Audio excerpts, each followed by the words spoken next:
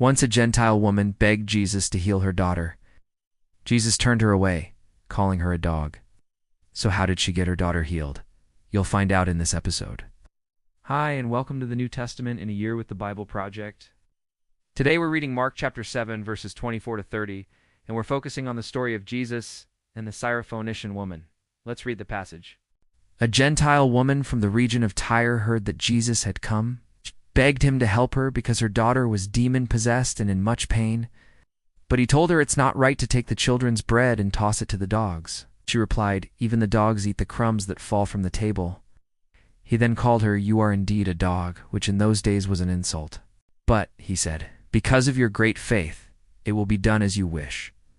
And the girl was instantly healed. So, the woman came from Tyre. That was a city in the region of Phoenicia, or what today we would call the Levant, that part of the world where Jesus was born and raised.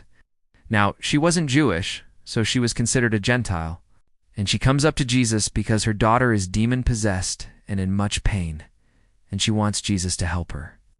Now, the interesting thing is, in Jewish culture at that time, people didn't associate demons with anything other than Jewish people. Demons were considered an exclusively Jewish problem. And so for her to have a daughter who is demon-possessed is kind of like her being unclean.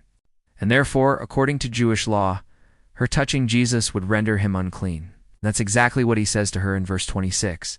He says it's not right to take the children's bread and toss it to the dogs. Now, the children's bread is a reference to the Jewish law that required the first fruits of the harvest to be given to the Levites, who were responsible for teaching God's law, and then the rest of the people could eat the rest of the grain.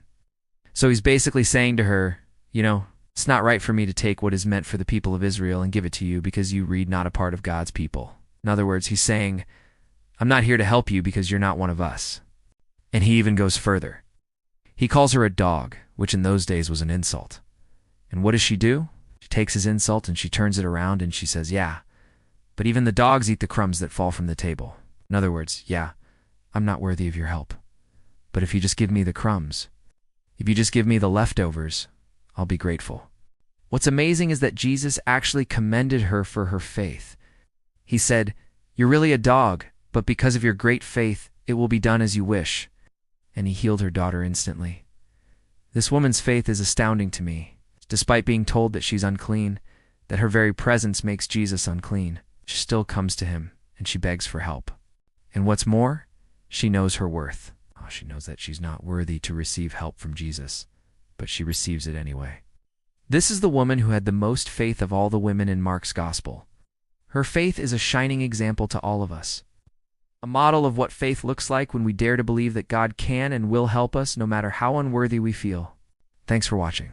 If you want to go deeper, we have a full study on this passage that will help you see how this story fits into the bigger picture. You can access that study through the link in the description. Until next time, Shalom.